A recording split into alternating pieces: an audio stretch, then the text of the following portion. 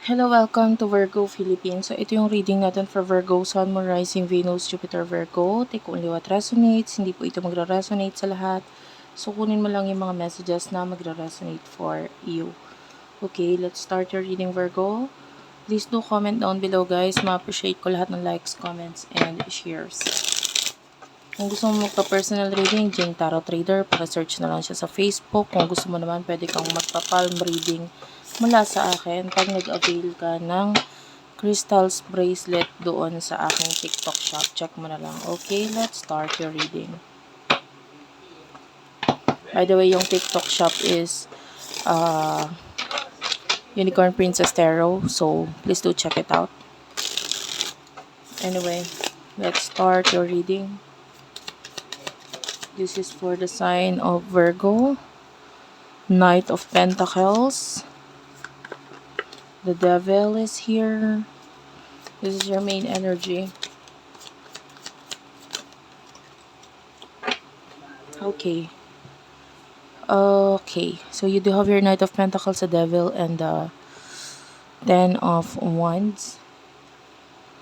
I can see a lot of responsibility, a lot of obligation na pwedeng nangyayari sa'yo ngayon at nangyari nitong mga nakaraan sa'yo. Dahil mong obligasyon, dahil mo kailangan gawin. Maybe pagdating sa career, work, or maybe kahit walang kinalaman sa money, maybe may kinalaman sa mga tao na pwedeng nagmamanipula. These are like manipulative people na parang kailangan mong gawin to, kailangan mong gawin yan. Ayan, and then you have no choice but I feel like hindi naman manipulative in a way na parang masama. Pwedeng manipulative lang na napapasunod ka lang nila. And I feel like ang dami mong obligasyon, napagsabay-sabay mo na kaya mo lahat. And I feel like a lot of people are judging you. Ang daming nakatingin sa iyo ngayon, ginajudge ka nila with the Nine of Wands because you are a very loving person with the Queen of Cups. Parang ang tingin nila sa iyo is kayang-kaya ka nila, kahit anong sabihin nila because, wala ka namang sasabihin hindi maganda or what. This could be family or friends na parang tinuring mong kamag-anak, pwedeng ganon. Ten of Cups is here, this is a family kind of, or relatives, ganyan. And anyway, for some of you, you are in a toxic relationship and hindi ka aware doon. Maybe even marriage or nakakita ko na relasyon na parang ikaw yung nagdadala, ikaw yung nagbubuhat, ikaw yung may responsibilidad. Malaki ang responsibilidad dito. And nakikita mo yung ginagawa sa nitong taong to, like alam mo na ikaw ay minamanipula, alam mo na ikaw ay dala-dala mo lahat, like lahat ng problema, lahat ng challenges, ikaw ang gumagawa. Nakikita mo yon, alam mo yon. And you are not happy, pero hinahayaan mo lang siya. I don't know if you can relate to this, but yeah. Anyway, who is this person that you're dealing with? Alamin natin yung energy niya.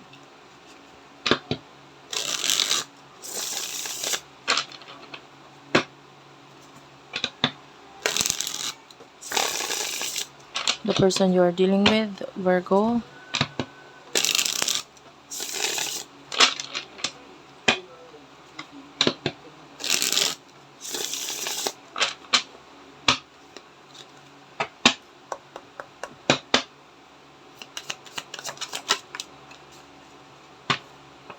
The person you're dealing with is the Seven of Swords and the King of Coins.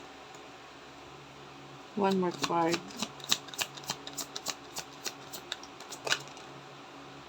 The Tower.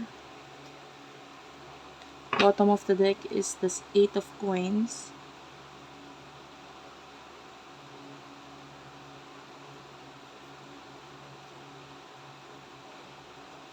Okay. I'm seeing a person na with the Seven of Swords. I'm feeling a different energy, so this could be a different person. Lumalayo, could be an earth sign, Taurus, Virgo, Capricorn. Lumalayo, tumiiwas siya eh. Nagkakaroon ng ending sa inyo nitong taong to eh. I wanna know the situation.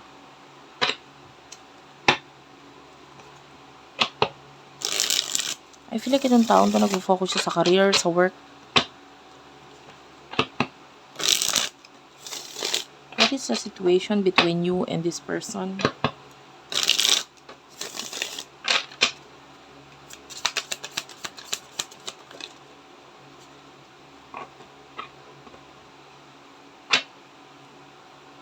You do have your access granted. So, at the bottom of the deck, social media, fake profile, hiding. Okay. So, umiiwas talaga tong person. Nag-iiwasan. For some of you, pwedeng hindi ka naman umiiwas. Pero yung pag-iwas kasi mas nakukuha ko sa side niya eh. Pero yung iba, for some of you, pati ikaw, umiiwas ka din. You do have your verge. You do have your confess. Oh. About to reveal. Or confess. Confess. And you do have your verge.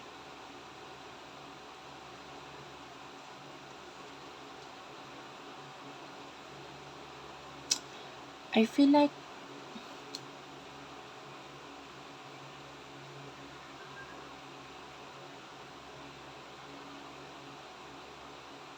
maybe yung ending na nangyari sa inyo is ang pinaka pinagsimulan niya is like maybe a conversation between the two of you na pwedeng naging mahaba, and maybe there's a conversation wherein nagkaroon ng communication na punong-puno ng katotohanan, and may mga ni-reveal, may mga sinabi, maybe the truth about feelings, and someone here is parang,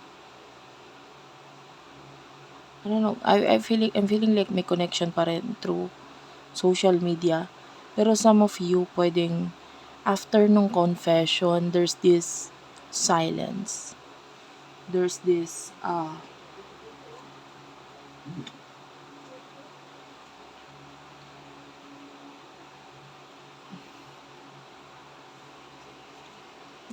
feeling na parang nagkaroon ng matagal na pag-pause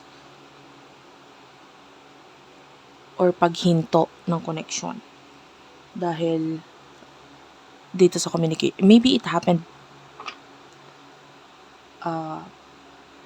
ilang months na ang nakakaraan, or maybe a year ago, pwedeng nung nakaraang taon pa. But this confession led into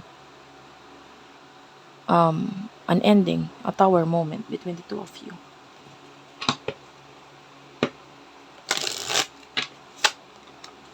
Some of you, meron pang hindi sinasabi itong person na ito sa'yo. And tell me more for Virgo. You do have your you are wrong. Do you think about me too? No. You are very special. I have so much desire for you. I want you to choose.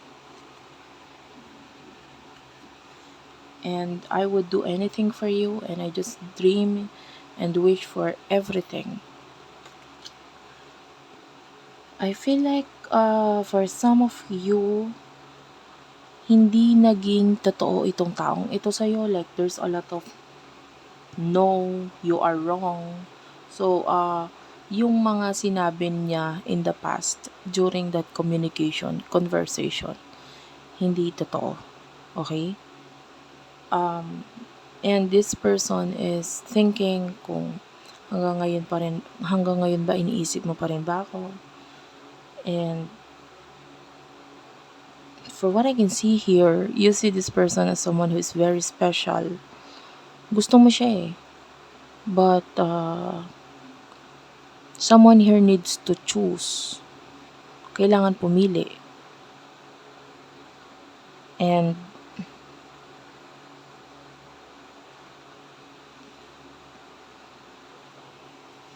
I feel like marami kang gustong mangyari sa buhay mo. A lot of wishes, a lot of goals.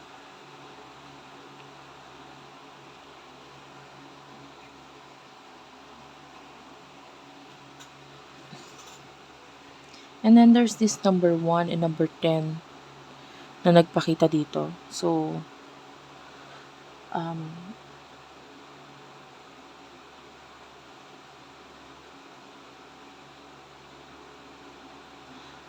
I feel like it has something to do with connection ninyo. Sobrang, maybe you do complete each other, pero at the same time, hindi nyo kayang i-handle yung energy ng isa't isa. What is this person's emotions towards you?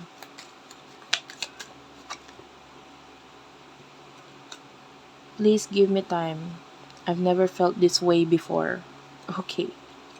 And what is your emotions towards your person?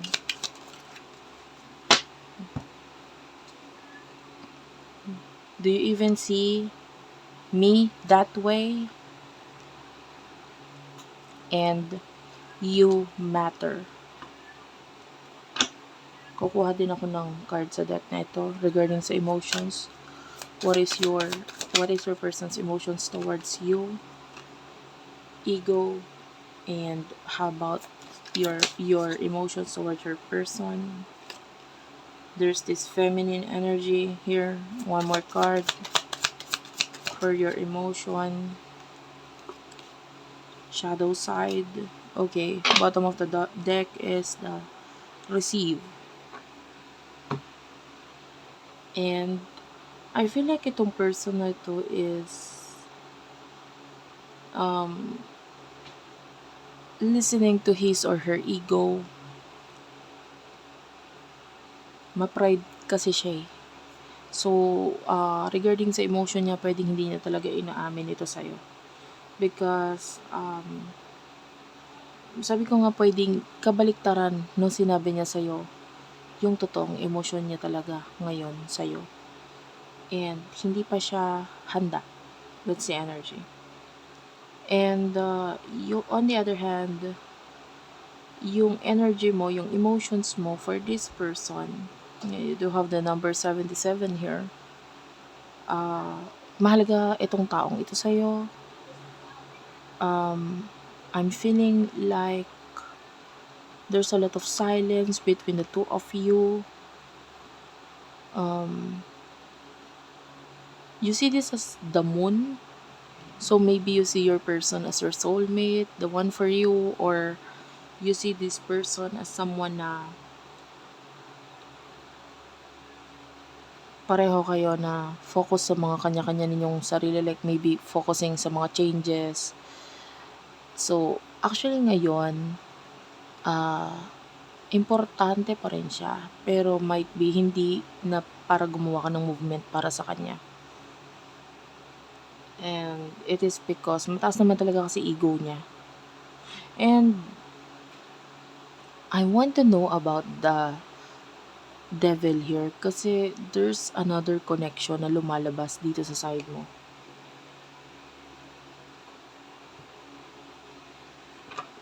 Tell me about the other connection here.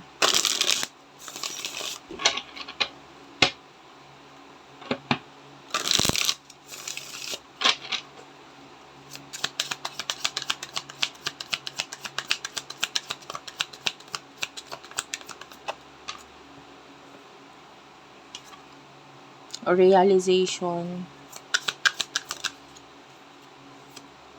court paperwork filed, legal, and bottom of the deck you do have your love affair, dirty little secret down low.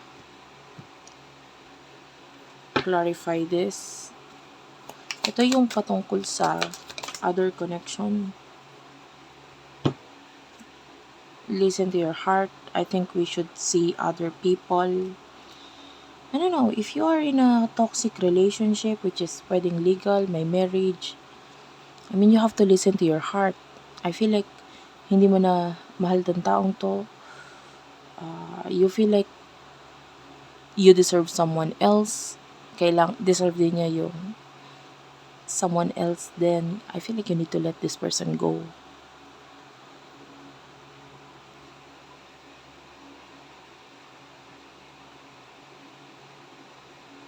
Kailangan mo na siyang i-let go. And why? Maybe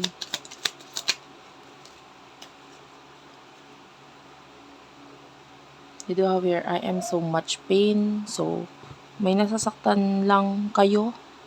Kung hindi man kayo mismo, might be yung mga children na involved dito, or maybe another person na gustong maging parte ng buhay mo. So, nasasaktan siya.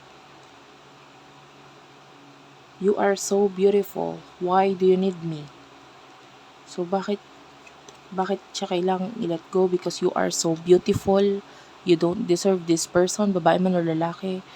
You are so beautiful. And maybe yung person na ito is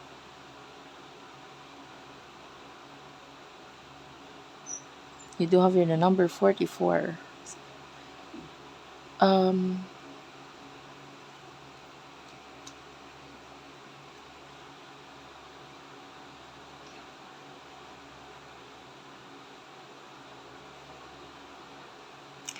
The way I see this, yung numbers, kung mapapansin mo, there's dalawang 1, dalawang 9, and dalawang 4. Okay?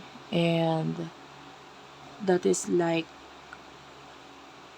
an energy of you need to think about yourself, you need to think about your stability, your growth. Sa sarili mo mismo, paano ka magsisimula muli, you have to think back itong connection ninyo, kung dapat pa bang maging stable, or dapat pa bang ituloy, or dapat na bang i-end. Maybe this is stable enough, itong connection na ito, pero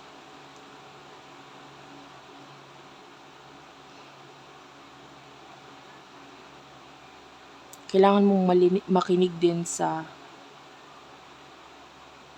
gusto talaga ng isip mo at gusto ng puso mo.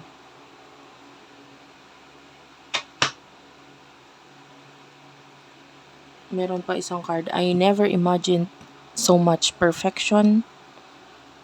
Someone here is being a perfectionist, and you want a life na perfecto. Walang ganon, walang perfecto. Pero, you can make it better. You can make it better. And that's 999, tatlong 9. That's an angel number for you.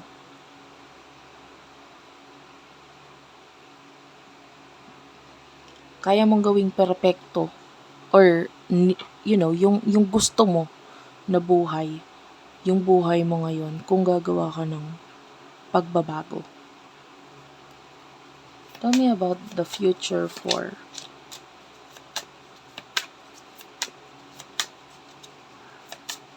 I don't know if this is a Virgo. I don't know if this is a Virgo reading. Actually, nawala na ako sa zodiac sign. But anyway, I do feel like this is a Virgo, or might be you are a Virgo, or you're dealing with a Virgo.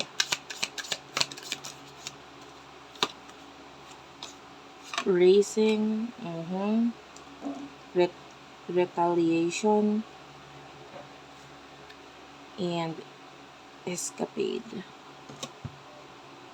Drama Queen is at the bottom of the deck. In the near future, Twin Flame is here.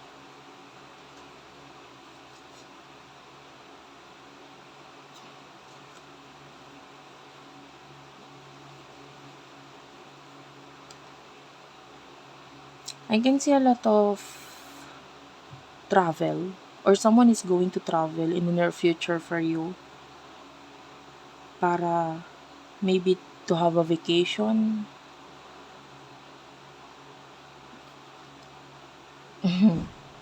Ang energy niya is like parang kontrabida sa movie, no? And kukunin niya kung ano yung mga dapat niyang kunin dito. This could be your twin flame. Um, I can see possible adventure or travel na mangyayari sa inyo dalawa nitong person na ito.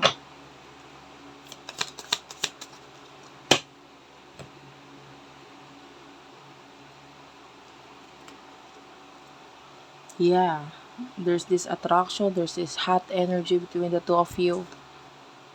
Yan, oh, you do have your transcendence, unity. So this is union between the two of you. In the near future, this person is going to reveal you the truth.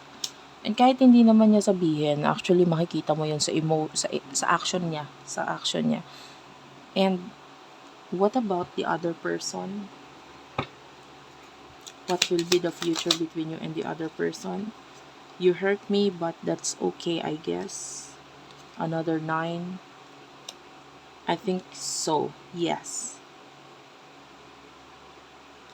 And at the bottom of the deck, I am in so much pain. So masasaktan itong other person na involved dito sa'yo sa pagdating ng taong ito. And there's definitely a growth sa connection ninyo. And you know the toxic person na binabanggit natin kanina?